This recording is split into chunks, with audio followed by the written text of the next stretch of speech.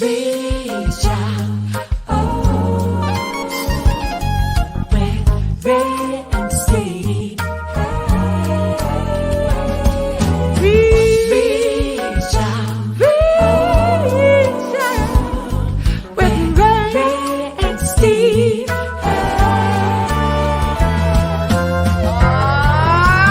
Take me out to the ball game. Take me out to the car.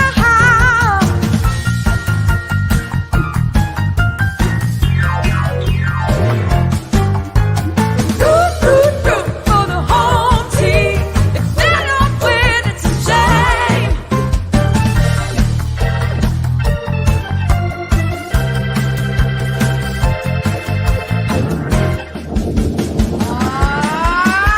Play ball. Once again, a standing ovation for Henry Aaron. So the confrontation for the second time. Aaron walked in the second inning.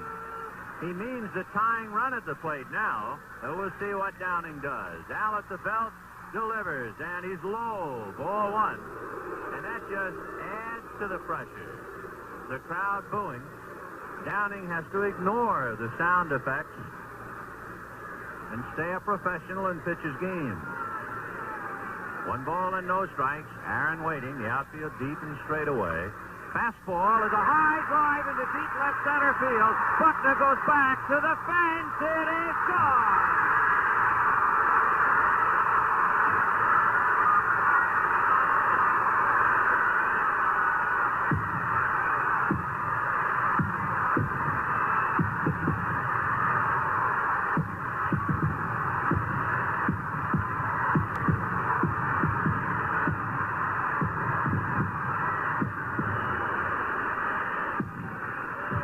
What a marvelous moment for baseball.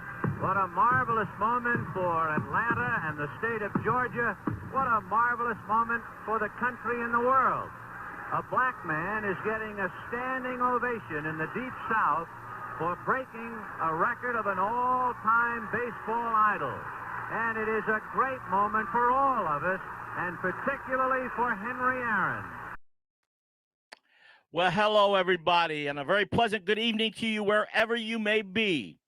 This is going to be a very special night on Reach Out with Ray and Steve because there are a lot of happenings in the baseball world, a lot of happening in the music world, and we have some very, very, very special guests tonight.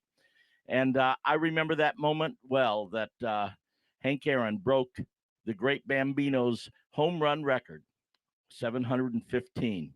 Wow. And so let's, without further ado, let's bring on our hosts tonight, Ray and Steve. Come on in, guys. Special times in baseball, special times in entertainment, special times in community. And that's why the people that we do have in here tonight, you know, Bobby Valentine, Howie Carp, and some of the other guys, just to really get into the whole aspect of it. You know, listen, we lost Henry Aaron, incredible man, incredible athlete. We lost Larry King. I mean, nobody interviewed anybody. I just watched the Frank Sinatra interview this morning again, and only Larry King could have got Mr. Sinatra to say the things that he did. Just Larry King was truly a legend in broadcasting. That's right. This is Reach Out with Ray and Steve. We're here every Monday night, but also on BronxNet from 8:30 to 9:30 every Monday night, Cablevision in the tri-state area. And Robbie, you got your Dodger Duds on there, so this is a special day for you. Well, you know, with Bobby Valentine on, and of course, we lost the great Tommy Lasorda less than, it's been about 2 weeks now, I think. And he was such a hero to me, Tommy, and it's really special for me to get a chance to meet and talk to Bobby Valentine, because I know that Tommy was such a special man in Bobby's life. And so I had to wear my Dodger colors tonight. Might I add, the World Championship Dodgers. Oh, yeah. Tonight we're going to let you say whatever you want because of Bobby Valentine and, of course, the great Tommy Lasorda. So we should just bring Bobby on right away. Before we do that, we have Mike Vaccaro. I think if he's backstage, he wrote an article on Henry Aaron when he was a young guy. And it was a great Wow. article because us fans remember that night, but you had to negotiate with your parents just to watch it. And yeah, I was 7 years old, and my bedtime was 8:30, and so yeah, I actually negotiated with my father. I said, if you can give me an extra half hour tonight, I'll give you an extra half hour back tomorrow, and he agreed to that. And he actually pushed the boundaries a little extra because, as I discovered by doing some research, the home run itself wasn't hit till about 9:06. So he actually gave me six or maybe probably 10 extra minutes. So I was actually able to watch the home run, but I do remember the home run. After all these years, you don't know how much of it is your memory and how much of it is the, thousands of times that you've seen the video, like, the very same video you guys just, played a few minutes ago. But it's all incredibly special, and it was such a great moment. And, for me at 7 years old, it was the first time I was able to actually witness history. And, I've been fortunate as a working sports writer for 31 years. I've actually witnessed a lot of history firsthand, but that was the first one, and it kind of gave me an appreciation for the ability to actually see things as they happen and understanding what that means. Well, Michael, thank you very much for just jumping on here real quick. I love your columns each and every day. You take a fan's perspective because you bring that historical perspective to the readers out there in such a great way. I wanted to make sure we got that article out because of Henry Aaron. Well, I appreciate it. It's always good joining you guys, but you got a bunch of heavy hitters out now, so I'll be the freshman game in this triple header. And thank you guys for having me on, and wish you guys well. We'll talk soon. Thank you, Michael. God bless, Michael. And All don't right, so we had to forget, get Michael gentlemen, Vaccaro on, but let's get Bobby Valentine, Bobby V, on, who is a great baseball man. He's been a manager for the Rangers, Mets, and Red Sox. He played for the Dodgers, Angels, Mets, and Mariners. He does so much great charity work, and we were at an event a couple of months ago. He was there. Yeah. He has a restaurant in Connecticut, but he's like an ambassador to baseball. He's like that bridge. You forget that the man was an incredible manager in Japan. Yes. Okay. right. And he was a god in Japan who used to ride his bicycle all throughout town. Bobby, welcome on, brother. Ray, thanks. Great being with you. Thanks, Steve. Yes, indeed. Maybe if some of those things are true, I'm not sure. But, I just got back from L.A. I gave the eulogy at Tommy's funeral. And just so you know, this is what all the pallbearers wore. And it was a Wow. really spectacular private ceremony. Some of it was out on the internet, I guess. But the Dodgers finally let a small group of people come into Dodger Stadium. We got to walk the casket from center field around to the dugout, right where Tommy would always sit and come out of the dugout at Dodger Stadium. And then 8 of his past players took the casket from the dugout, brought it up to the mound, and set it on the mound, where we had a little ceremony with Eric Karros and some other people speaking, and then we went off to the cemetery where I was able to give a eulogy. And all I could tell you is that losing Tommy Lasorda, and not to preempt the fact that the great Hank Aaron and others have passed, but this guy Lasorda, who was, coming into his own when Hank was making the throne. He was still a coach in '74, Tommy Lasorda was. But he was an ambassador. He did love the fact. This is Ogden, Utah. Steve Garvey, Billy Buckner, and Bobby V. He was 41 years old. I was 18 years old. Wow. Garvey was out of Michigan State University. He was 21 years old. We're rookie ball, huh? Ogden, Utah. Yeah, he would throw about 300 pitches a day. He would sweat all day long. He'd tell us that we had to bleed Dodger blue and we had to hate the Giants. I got the good fortune of going down with Tommy Paciorek there on the left, and that's me on the right, Tommy Lasorda in the center. We were Licey Tigres. We played in the yes. Dominican Republic in Santo Right. Domingo. Yeah, we had the great pleasure of winning a Caribbean World Series. Yes, that's right. And then we played for the Caracas Leones also in 71. So, yeah, we were all over the world together. Tommy came to visit me in Japan. Tommy was that guy who could speak at a Little League dinner and open up the White House press corps. You know, he was an entertainer at heart. Ray, just like a good friend of yours who during the same era, Reggie Jackson, understood that our game needed a little entertainment. They Right. didn't just want to see the guy come out and talk to the umpire. They wanted him to spit on the umpire. You know, they didn't want him just to hit a home run. They wanted him to hit it over the light towers Right. and then flip your bat in the air because that's cool. Right. Yeah.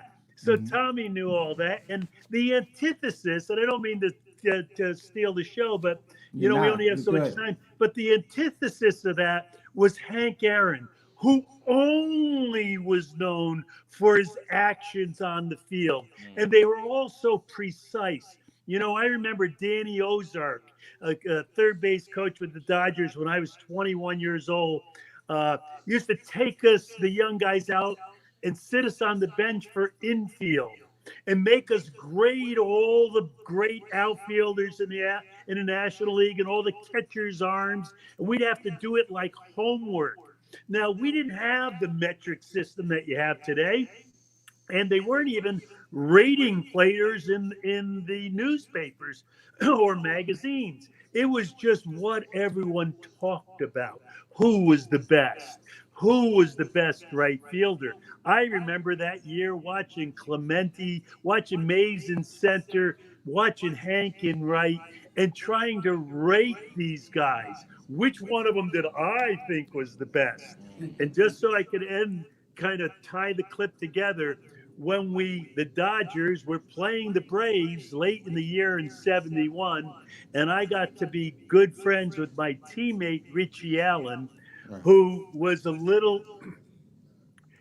that same player as Hank Aaron, that complete Yeah. player that Hank Aaron was. But before a game, he did something that no one was doing in those days, but he took me out of the dugout during batting practice and walked me over to the opposing team's batting cage. And like I say, there's no fraternization in those days. You Right. never Right. talked to a player on the other team when you had your uniform on. And Richie Right. Allen brought me over to introduce me to Hank because he said that he was the best. And that was in 71. He says, "This is the best that we have. I wish I could be more like him," said Richie Allen to me. So that's my little Hank Aaron story. And to mix it up with Tommy Lasorda, yeah. Wow. Robbie, what do you think of Bobby V? Bobby, it's such an honor to get to meet you. And I've been bleeding Dodger blue since I'm a little kid. And Tommy, to me, was a hero beyond even the baseball because I know he was born in Norristown, Pennsylvania, which is the greatest Hammond organ player that ever lived, named Jimmy Smith, who our next guest, one of his heroes and my hero, was also from Norristown, PA. Wow. So Tommy was a great hero to me as the way he lived his life, the way he was able to lead other people, the way he was able to mentor, be able to be a coach. Because I'm a music director, and it's very much like a band, music like a baseball manager, where you have to get all these players, all these musicians, to all be pulling on the same side of the rope and play on the, as Tommy would say, to play for the name on the front of the uniform, not on the back of the uniform. Exactly.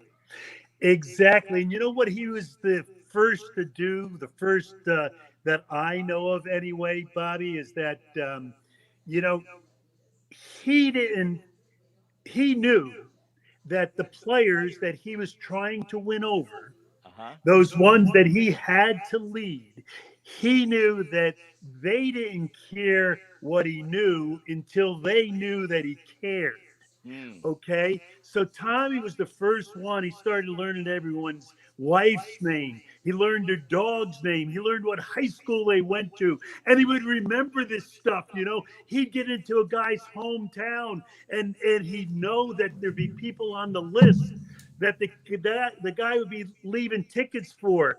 And he'd ask the guy, is Coach Parenti coming tonight to the game? I see we're in your hometown. And the kids' minds would blow, and he was spectacular that way. He spoke 3 different well, Tommy Lasorda spoke 4 different languages. Wow. All right, he spoke English. He was our interpreter in the Dominican Republic in Caracas. He was Amazing. pretty fluent in Spanish, even though he taught himself Spanish. Wow. And he was pretty fluent in Italian, even though his family helped teach him Italian. And then he had that 4th language, the one that he spoke to the umpires all the time. You know what I mean, Bobby? And, Yeah. when he did that, Ray and Steve, it was like poetry. It wasn't like a guy cursing and swearing and making you feel like the worst. The words just flowed off his tongue, and he could use that F word as a verb, noun, adjective, a pronoun. He could do anything with that word, and it sounded right. So, what a dude! He was something. Let me ask you, Bobby. Lou Piniella was so influenced by Billy Martin. Can I say that was the same scenario with you and Tommy Lasorda? Yeah, Ray. Indeed, but I never played for Tommy in the big leagues.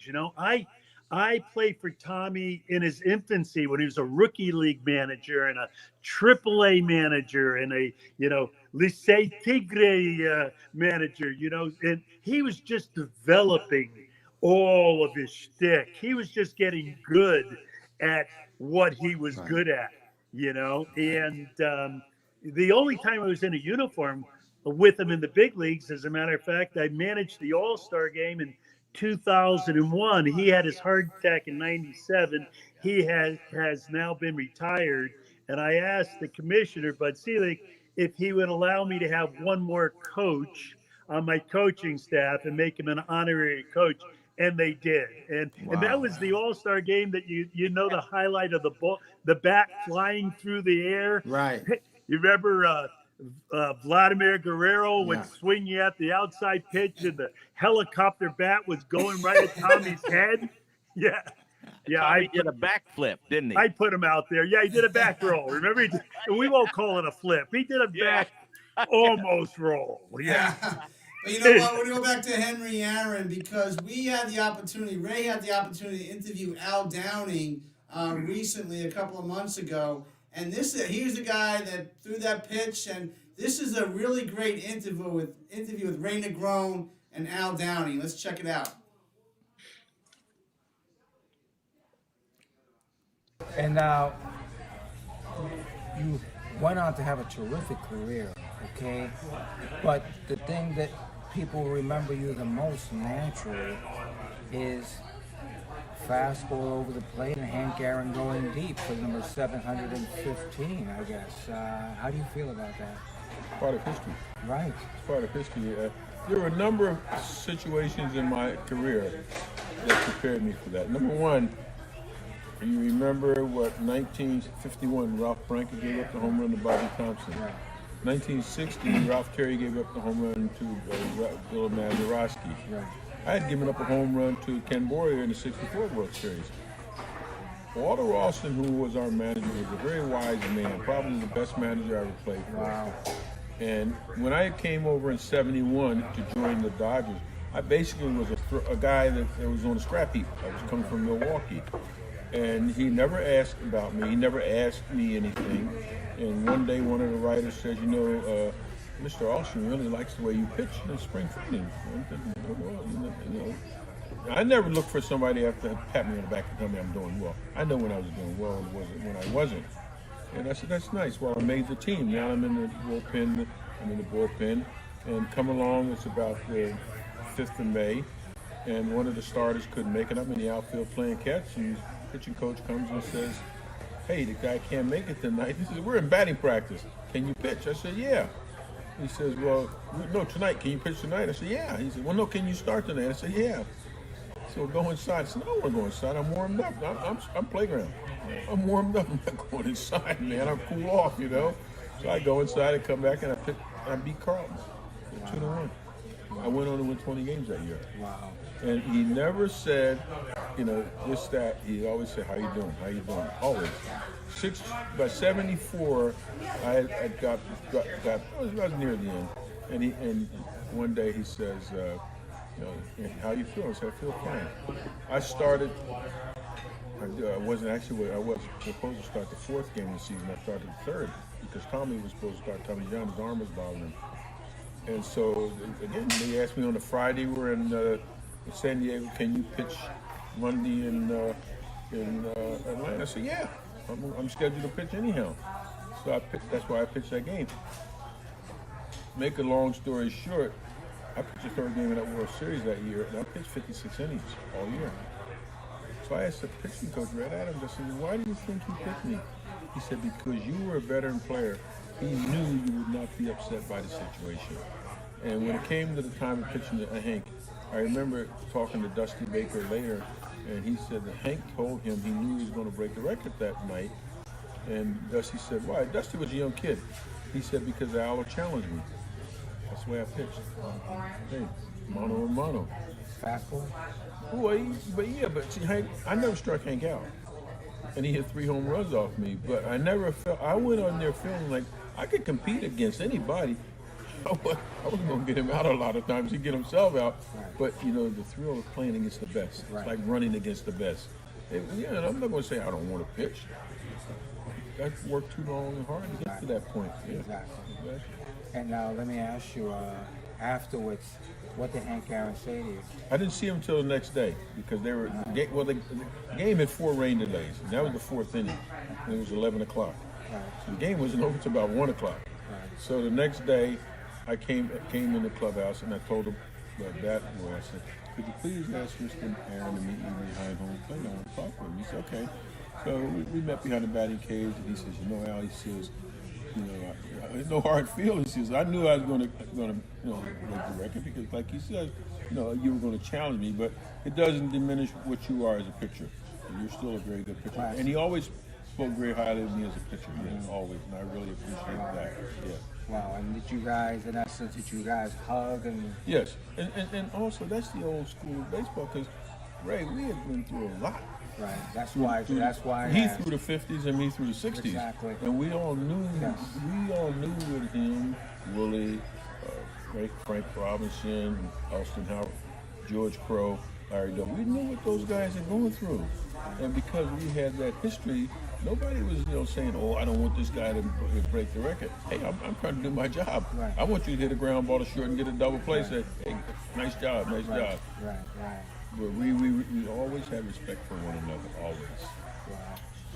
I just want to close by saying I'm proud. And if I get emotional, that's what I'm Well, I'm very proud for you because now you won't be booing me when I'm out in the bullpen. Very proud of you. Very proud. Broke up right there. Yeah. Are we back? So that was emotional for me because as a little boy, I used to see Al in the Yankee bullpen, and I used to like to mess with him, and out in the old bleachers at the old Yankee Stadium, and to see what he had gone through as far as that moment, I knew it was historic, and I don't know, I still get emotional about it even now because it was such a big moment in baseball, and who am I to be interviewing Al Downing in that spot? I felt very humbled and grateful to God to be able to talk to him about such a historic moment. And anyway, to move on, Bobby, we have let me ask you this, Bobby, when you're managing, and all of a sudden you see the official scorer make like a call that you're not happy with or whatever. Have you ever called the press box or anything like that? Hey, Ray, just real quick, I was with the Dodgers when Al got traded over from Milwaukee, and there was never a greater person that I played with You're right. than Al Downing. One of the coolest guys. He had one of those things. As soon as he got on the plane, he fell asleep. As soon as he got on the bus, he fell asleep. It was really funny. Guys used to put stuff in his ear, walk by and goof with him, but he had that thing. He just fell asleep as soon as he got in the chair. But Wow. a couple of little things with the Hank Aaron thing, you know, that was Billy Buckner, who's trying to climb the fence to get the ball because he knew it was going to be worth a lot of money. It was Tom House.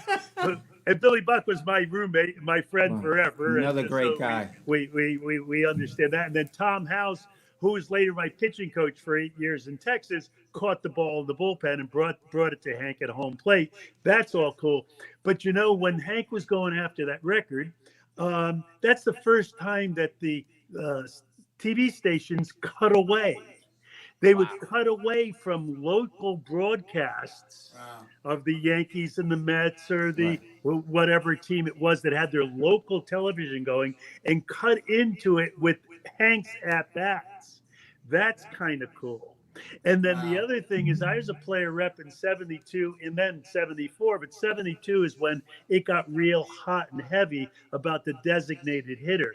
And it was Hank and Frank Robinson, really, who we all, the player reps and Marvin Miller, would talk about to say that the DH would give those two guys who were so special and so different than so many of the rest of the guys in their abilities. You know, it would give them a chance for America to see them play a little more without having to go out in the field, that they could just designate hit. And, you know, when we voted on that, we voted it as a 3-year experiment, thinking Hank and Frank could get 3 years in of not running around after the ball, or 2 years, and that would suffice. So I just wanted to throw that stuff out there. Historical Thank you, Bobby. perspective. We have another gentleman here from Howie Carpin, who does amazing work. He's an author, and he's been in the New York scene, sports scene, for so long. Welcome to the show, Howie. Thanks, guys. Great to be with you. Good to see you, Bobby. Yeah, Howie, good to see you again, bro. Thank you. And Howie, that's Robbie Robinson, our musical director. And Hey, Robbie. so, Howie, what's your recollections of Henry Aaron's 715th home run? Well, I can tell you, I was in a bowling alley on White Plains Road in the Bronx when he hit that home run. But you guys ran the Scully call before. I mean, I still get chills to this day. It's amazing how things turn out, where Scully's been with all these great events, socially and sports-wise. It's amazing. He wasn't even doing the game on the national cast, but he was there because he was the radio guy that night. And his call is just epic. He just captured the moment so well. And also because he's on radio, he had to be more graphic than he would be on TV. You know, in his later years, he was simulcasting. So, he tried to balance the TV radio, but when he's solely on radio, that's where he's the best because he's so graphic. And that's what I remember. I mean, I loved Hank Aaron. That's my time. I was 19 when that happened, and I grew up in the 60s. Mantle was my guy, but I love Willie Mays, Aaron, all those great players from the 60s and the early 70s. Now, Howie, how did you handle as an official scorer, Bobby Valentine? Let's say Bobby Valentine calls upstairs and says, "Are you blind? Are we watching the same game? Did anything like that ever happen between the two of you?" Not between the two of us, but he was indirectly involved in one of my most famous incidents as a scorer. It happened in 2002. Bobby, your Mets were playing the Kansas City Royals. The batter was Brent Main from Kansas City. It was bases loaded, 2 out. He hit a swinging bunt toward third. He fell down coming out of the box, and Edgardo Alfonso charged the ball and for some strange reason played it barehanded when he could have just gloved it and soft tossed the first to get him out. The guy fell down, and he's not exactly, Jesse Owens running down the line. So I called it an error, no RBI. The late Bill Shannon was at that game working as a reporter, and he came up to me and he said, a lot of scorers may have called that a hit, but I agree with you on that call. Nothing happened at that point. But then I actually went downstairs to talk to Bobby, and he was not happy about the loss. But you said that's a tough error, but it's an error. But you were mad at the game, so I don't think you really wanted to deal with me at that point. Anyway, I went back upstairs, and the late Shannon Ford, God bless her, she rest in peace. She told me the Royals are on the telephone. They want to talk to you. I said, okay. And then as I was going, she goes, wait, they're going to ambush you. They're going to put Brent Maine on the phone. I get on the phone and the Royal PR guy gets on. He said, did you look at the call? I said, yeah, I'm not changing it. He says, Brent Maine wants to talk to you. And his first words out of his mouth, I can't say here on the air, but they weren't pleasant. And the tone was not pleasant. He was yelling at me on the phone. Anyway, at Shea Stadium, when I got done with the box score, I had to bring it to the office so it could go to Elias. I ran into Gary Cohn on the way over to the office, and he got in an argument with me because he said something on the air about the call. And Bob Raceman of the Daily News got wind of it and called me up that Monday. It was a Sunday game. He calls me on Monday. And I said to my wife, wow, I'm going to get my name in the Daily News tomorrow on Tuesday. I pick up the paper. It's the whole column is about the incident. A page full column. I'll never forget it, Bobby. I always wanted to mention it to you. I'm glad they gave me the forum. Sorry, I wasn't really interested in talking after a loss. I had that bad way about me. No problem. I don't know what it was. Totally understood. Believe me. It's funny. One time, the late Johnny Oates, Ray, you knew Johnny Oates. Yes. What tremendous guy. I went down. They called me down. He was managing Texas. And I went down on my own accord a lot of times, even though MLB didn't want you to go down. If I felt the call was controversial, I wanted to get your guys' takes on it because you were on the field. So I went down for a call with Johnny Oates, and after it was done, he said to me, I appreciate that you came down and, you wanted to talk about the call. He said, they don't do that everywhere. And, that made me feel so good after I did that. That's nice. And that's all. And Howie, if I did that when you came down that time, you would be telling people today that I was a nice guy. Absolutely. I went to your restaurant when you had it open across from the ballpark, and you treated me and Rich Catino and a couple other people that covered the games. We'll never forget it. Thanks for remembering, bro. Thank you. And I probably bust your table too. As long as you didn't bust my chops. Howard, you've been an author for so many books, but now you have a podcast. Tell our viewers a little bit about your podcast. Yeah, it's called Carpin's Corner, and I actually have some of the old Kiner's Corner theme as the lead-in.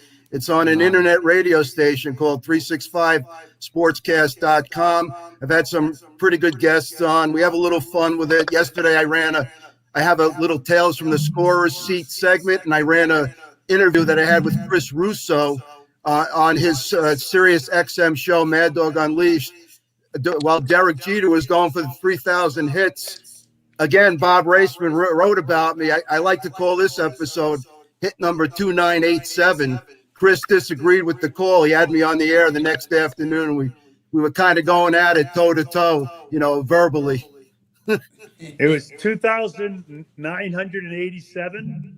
That was his career hit, 2987. I call it. Someone was worrying that maybe he shouldn't get the hit. There was a narrative that we were favoring him so he would get the 3,000th hit at Yankee Stadium, which was totally untrue. Classic. Totally untrue. Classic. Yeah. Wow. Well, and if it was thank true, you it's so probably a very good much. idea. Hold on. Remember, Hank waited until he got home in front of his home crowd. He took 3 days off at Cincinnati after he hit number 714 so he could do it at home. I don't think that's such a bad scenario to let Derek get his 3,000th at home, but he did anyway. He got a home run, so let's forget about that one. Yeah. He got hurt. He got hurt after that, and he still needed 12 hits at that point. What they had was they had a long homestand, so all the geniuses said, "Oh, they're going to give him all these hits, so he'll get it by the end of the homestand." Well, we didn't score that way. We learned from the late Bill Shannon. We learned from the best. We didn't score games that way here in New York. Bobby, I got to ask you before you leave your opinion on Billy Martin. Billy? Yes. Well, when Billy was feeling good at home plate and he would call me Daig, I always felt like we were in for some trouble because he was as good a combatant, whether it was on the field or off the field, as anybody I knew. I got one of the greatest moments of my life was I pulled the squeeze on the first pitch after a guy hit a triple bang bang play at third, and I had put the sign on before the guy got to third, just in case he got there. Right. And so Billy's staring at me, as the managers used to do when a guy would get to third, to make sure you knew you were being looked at if you were going to try to give the sign to squeeze. And I had already given it. The guy squeezes him home, and Billy looked over at me and tipped his hat. Oh my God! Like that, little tip of the hat, and that was I think the coolest thing that ever happened to me in my managerial career. Yeah, that's beautiful. Well, Beautiful. gentlemen, thank you so very much. Thank you for spending Thank you, some Bobby. moments Thank talking you, about Howie. Minnesota and Thanks, hanging out. guys. God bless Thanks. you. you know Good to what? see you, Bobby. Hey, Steve, See you before guys. these gentlemen leave, I would love to bring on our music guest, because I know that he would love to meet both of these gentlemen, and I know that both these gentlemen would probably love to meet this next guest. Let's do it real quick. Okay, let's go. Mark Stein. Sure. Bobby, are you still there? Did we lose Bobby? I think we did. But, okay, so here's the thing. When your heroes become your friends, when Babe Ruth becomes your friend, when Sandy Koufax becomes your friend, this is a very special time, and that this next guest, one of the great music legends to ever take the stage, 1967, Smash record, You Keep Me Hanging On. His name is Mark Stein, and he's our guest tonight. Come on in, Mark. How you doing, guys? How are you? I'm here, man. From the classic rock world.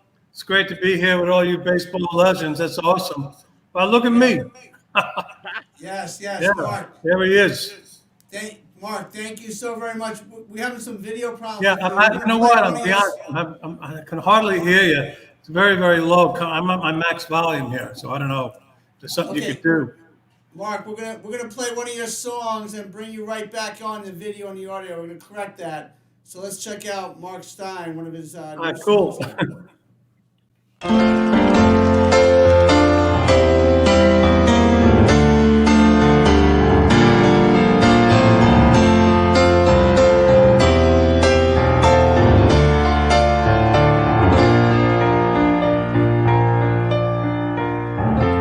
What a world we live in. A lot of pleasure, a lot of sin. Many languages spoken.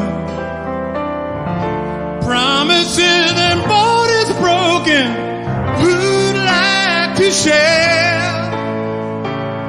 a little silent prayer. Let's pray for peace tonight. And it down through the ages, written on ancient pages, little melodies of pain and sorrow, words of God that we can borrow. Who'd like to share a little silent prayer? Let's pray for peace tonight.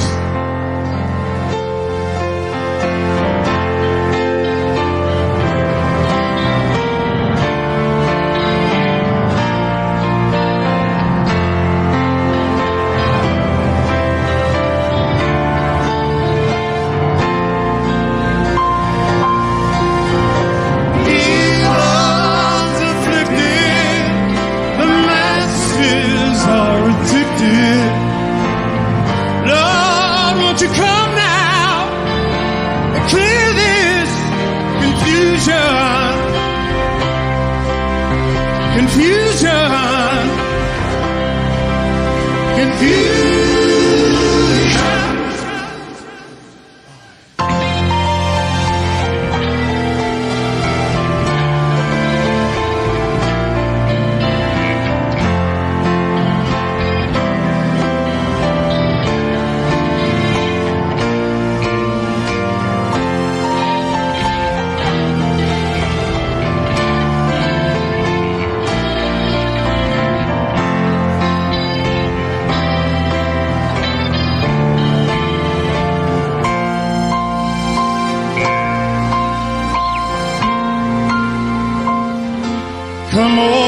faithful, fighters of great fires, soldiers of fortune, and all great men of science, world leaders, sons and daughters, philosophers, millers, porters, all nations just one time joined in rhythm and rhyme. Who'd like to share a little silent prayer? Let's pray for peace. Let's pray for peace. Let's pray for peace tonight.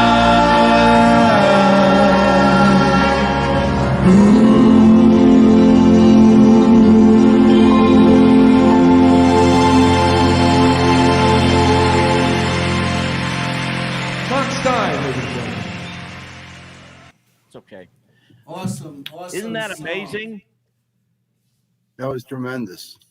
You know, and now this is a guy, by the way, Mark, we're rejoining. He's rejoining, so we're going to get his audio and video squared away here right now, the technical stuff. But while he's rejoining us, I'm going to say a few words about Mark Stein. Now, the guy that you saw singing and playing there had his first major hit record in 1967. I mean, Howie, you were in high school then. I was in junior high. I mean, and he still sounds better than ever. You saw him singing and playing. I mean, it's like this guy's got the fountain of youth. But he is indeed he's one of the greatest Hammond organ players that ever lived. I'm a Hammond organ artist. I love playing the Hammond organ. But Mark Stein is one of the biggest heroes in my life as far as a musical influence. Wow. And Robbie, you've known him for many, many years. Have you gotten the pleasure to perform with him, with other musicians? Yes, we did a Hammond Summit a few years ago, and I got to share the stage with Mark, and where we had 20 Hammond organ players on at this event. And but Mark is one of our heroes for all Hammond organ players. But you know, his band Vanilla Fudge was just one of the most tremendous band. We need to get them in the Rock and Roll Hall of Fame, by the way. There's a big move to do that because they were such influential musicians for people like Led Zeppelin and all. I mean, Led Zeppelin used to open for these guys. Right. Wow. And didn't they recently sadly lost an original member of their band? Yes, we recently lost Tim Bogert, who was the bass player for Vanilla Fudge, and one of the greatest bass players ever in rock music. And I know that. Look, there you are. There he is. He's on the I'm house. so bright. I got to put these on. Mark Stein. Huh? Mark Stein's in the house. Raul Lopez. Mark Stein is in the house. Hey, how are you, man? Mark, listen, all I know is that I can't get Robbie Robinson to stop talking about you. Getting Just shut the feedback. phone off. You can turn your speaker down, Yeah. Mark. I'm just having a little technical problem here. How's I can that? hear you, Mark. We hear you. Is that okay? Yes. Yes, sir. Yeah, good, Cool, man. brother. So you know Robbie Robinson. Talk about your relationship with Robbie over the years. Yeah, I'm having a hard time hearing him. Can you hear me, When Mark? Bobby Valentine was talking, I could hear him really loud. Yeah. Well, Mark, can you hear me? Very, very good, slightly. Okay. Well, we can hear you fine on the air, so that's the Okay. good news. So we were talking about you. Well, you know, we just recently lost Tim Bogert. You want to say anything about your brother Tim Bogert? Yeah, Tim Bogert. You know, we first met Tim when we were just teenagers, and you know, we came up together through all the New York hot spots, and we developed our styles, and you know, we kind of developed the classic symphonic rock sound of Vanilla Fudge with arrangements like "We Keep Me Hanging On" and Beatle covers, developing being other hits like "Take Me for a Little While," anyway, we were like the darlings of FM underground radio. We got airplay all over the world for many years, and toured with Jimi Hendrix, Led Zeppelin. We were right at the center of the pop music universe back in the late '60s. So just to fast forward, Tim unfortunately called me up about a year and a half ago, and he said he was really sick, had cancer, and we had a really upfront conversation about everything. And make a long story short, he battled it, and he lost his battle about 2 weeks ago. And he's one of the great bass players from that era. It was Tim Bogert and John Entwistle from The Who and Jack Bruce. Those were the three great, bass aficionados from the late '60s. So hope he's resting in peace, and we say goodbye to each other. And hey, man, great loss, but life goes on. And you know what? Vanilla Fudge is still touring, and they sound better than ever now. Well, thank you very much. We're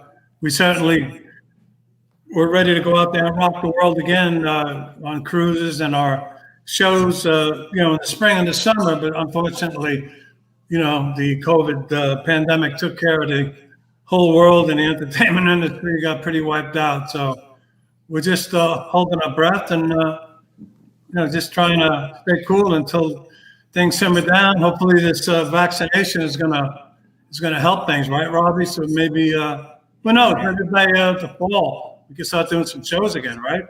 Amen to that. And by the way, Ray Negron, I'm gonna make this point. Mark Stein is a New York. Vanilla Fudge was a New York band, and Mark Stein is a New York Yankee fan. As a matter of fact, has some history. Look at there, you go. There we go. And has some history with Whitey Ford, as a matter of fact. Tell us about you and Whitey Ford, Mark.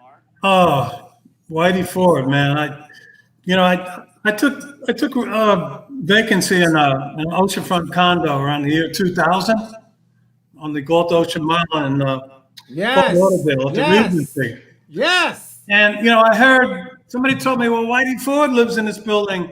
I said, Yes. no way, man. He's like one of my all-time heroes, So one day, this is how I met Whitey, okay? I'm on the elevator, and I had my Yankee hat on, and Whitey gets on the elevator, and I'm like a groupie, I freaked out. I said, it's you.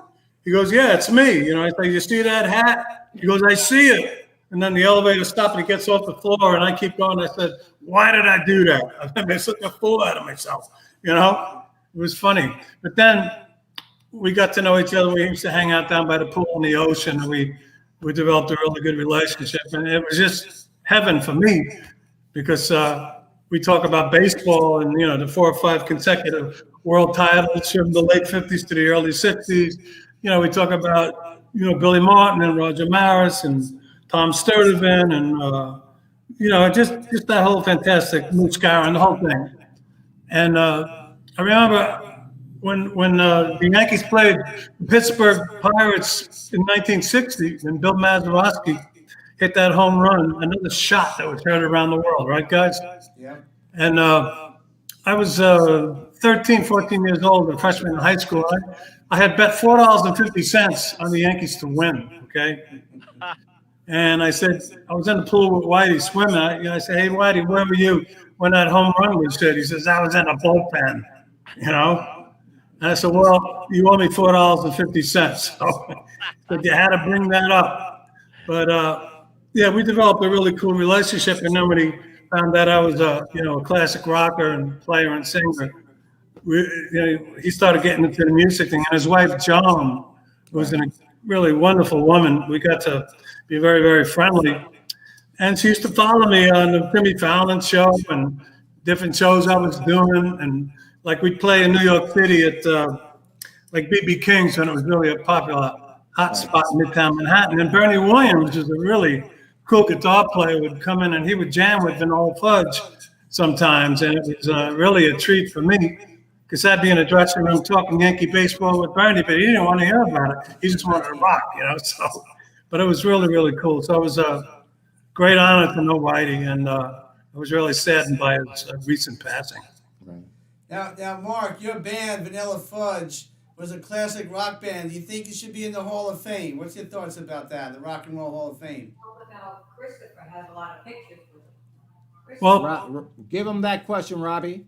Okay. Yeah, he said that there's a lot of people talking about you guys should be in the Hall of Fame. What are your thoughts about being in the Rock and Roll Hall of Fame? I think you should be too. I know a lot of musicians feel that way, Mark.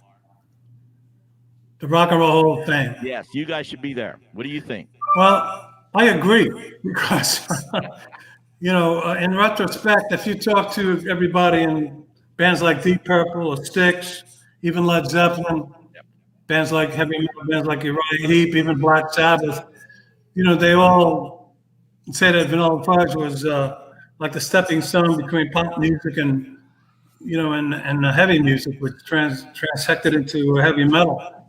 But we dared to be different, and we became really popular being different with our long arrangements. And back in those days, you had to have a song that was only 3 minutes to get played on AM radio, but we broke the mold and broke the ice with our long arrangements, and so many bands, followed us and became daring and experimental and became really successful. Even Chicago mentioned that. I read something. Not that they sounded like the Fudge, but the fact that we got into these long, elaborate arrangements. Well, they wanted to do the same thing, only horns and their style of play. So, yeah, I think we should be in the Hall of Fame because I think it's about your influences more than anything else. I agree.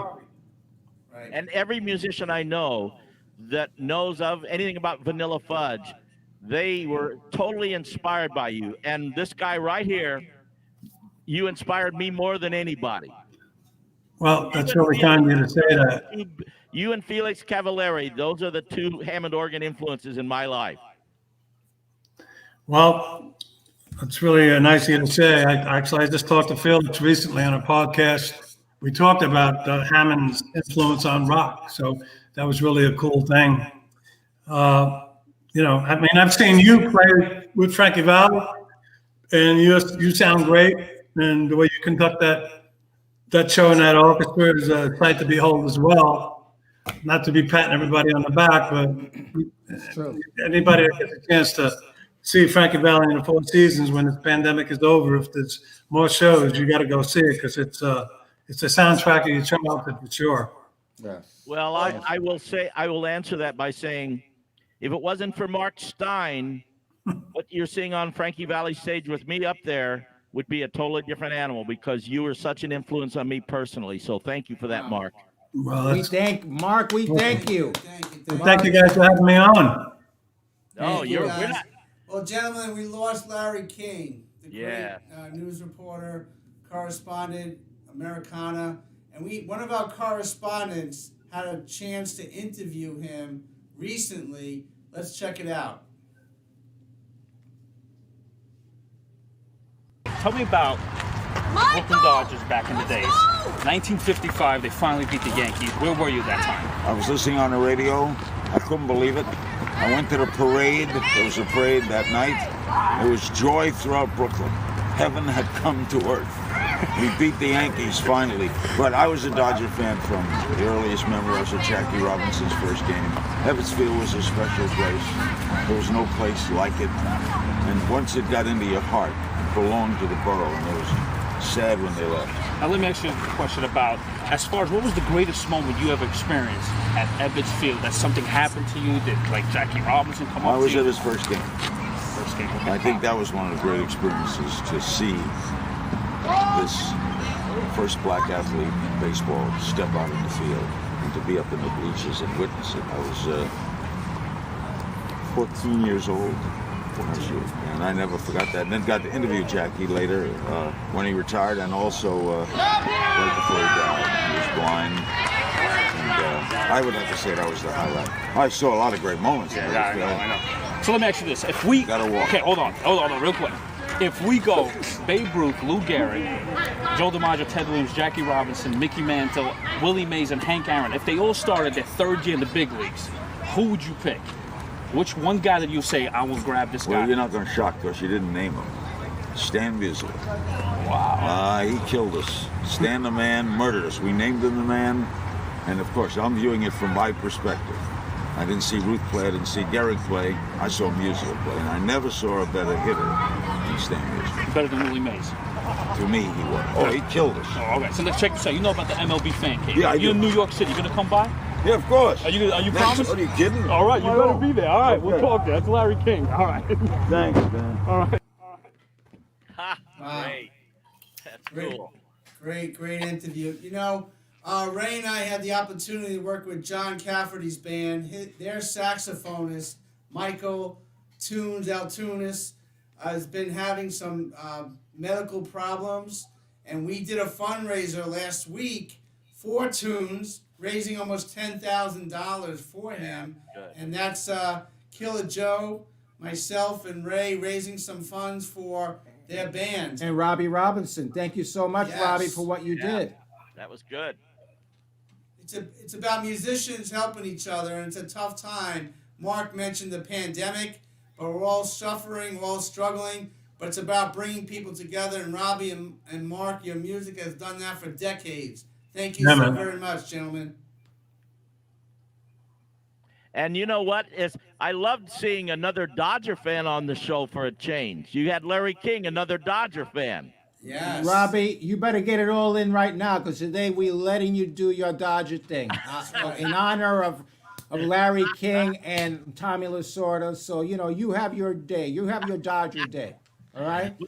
Hey, what America needs for this coming year, for 2021, World Series, Here we go. the New York Yankees versus the world champion Los Angeles Dodgers. Wow.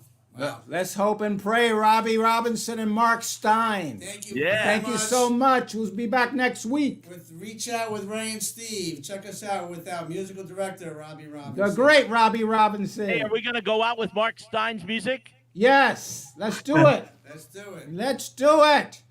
Let's rock, guys. All Rock right, and roll, Mark. baby. Hall of Fame.